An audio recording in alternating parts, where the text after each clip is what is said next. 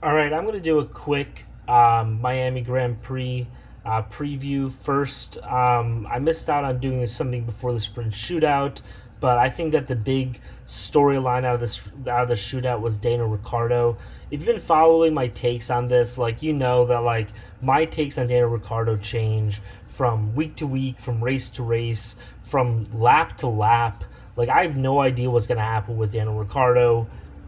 I don't think anybody does.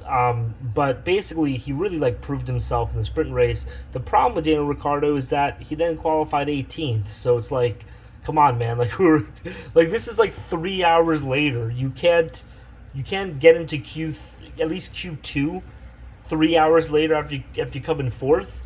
Um, but hey, that's that's what you get with Ricardo. I think a couple of other things is that we got Sonoda in eighth. I think that one thing that we're going to kind of see, I'm going to talk about this in a second. I'm going to pull this up right now. I'm really just doing this off the cuff. Is that I think Red Bull 2 or whatever they're called are really going to take hold of that sixth place and maybe even start to challenge Aston Martin for fifth place. I don't think they're going to get fifth place, but there's definitely going to be a little bit of a challenge there. But then at the same token, Nico Hulkenberg got seventh. So yeah, let's go into this race. I mean, I think that Max Verstappen's obviously going to win.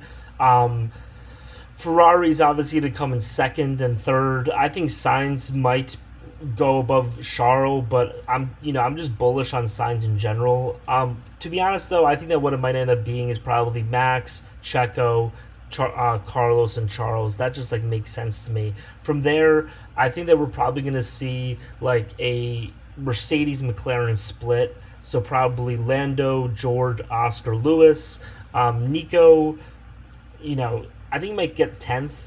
It's hard for me to see how he keeps on to ninth, but hopefully he does. Like I've been rooting for Haas all season.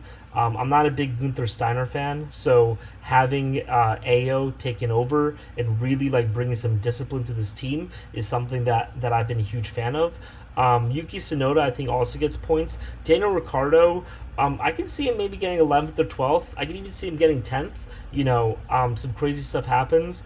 Kevin Magnussen, his role all season has been to like protect Nico Hulkenberg, so I can kind of see a similar thing happening there as happened when it happened in was that in Australia? No, I think it was in Saudi Arabia, where basically like Nico Hulkenberg, were basically Kevin Magnussen held up the train so that Nico Hulkenberg can get 22 seconds, so then he can then pit and then get out in front of everybody else. I can kind of see a similar thing happening in this race.